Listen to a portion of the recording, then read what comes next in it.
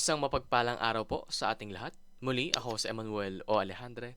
Ito ang aking daily devotion ngayong December 21. And for today, ating pag-uusapan kung paano magkakaroon ng kapayapaan. And this is related to the topic of Jesus being the wonderful counselor. Now, Jesus as the wonderful counselor demonstrates God's perfect wisdom in guiding his people. He provides insight that surpasses human understanding, offering direction in every area of life, especially when facing trials and uncertainties. His guidance is rooted in his sovereign authority and unfailing love, ensuring that his counsel leads to a righteous life. He brings clarity to decisions and hope to hearts that trust in him. So, isa po sa mga identities ni Jesus is being the wonderful counselor. Makikita natin to sa Isaiah chapter 9 verse 6 to 7. Pero for now, verse 6, a part of verse 6 lang po muna yung babasahin natin. For to us a child is born, to us a son is given, and the government will be on his shoulders, and he will be called Wonderful Counselor, Mighty God. Now, i-cut off po muna natin to ngayon because for this day, we would like to focus on Jesus being the wonderful counselor. Now, actually, no, to give a bit of an analogy, yung isa sa mga pinaka nagiging main thoughts natin kapag naririnig natin counselor. Ito yung mga nasa school, guidance counselor, na kung saan nagsasabi ng magandang asal ng mga estudyante, no? Yung dapat na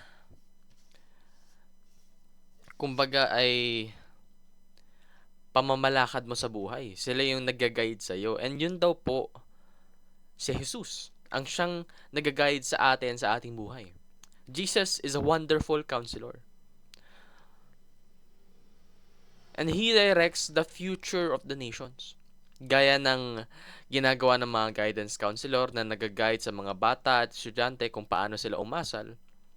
Jesus is also the one that guides all of the nations so that they will one day be renewed and be discipled under the lordship of Jesus. Tatandaan po natin, Jesus is the King of Kings. Lahat ay sakop niya. Walang nakakatakas dito. Ang pagkakaiba lang is, si Jesus, He is actively working towards the restoration of the nations.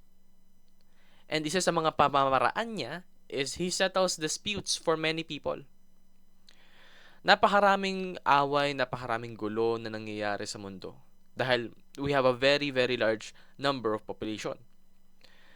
Pero isipin mo, kahit gaano kadami, kahit bilyon-bilyon yung mga tao, God manages to settle disputes of so many people kapag hinayaan lang nila. Say for example, no, meron akong sour relationship sa isang tao na dati kong kaklose. Then pinagpasa Diyos ko.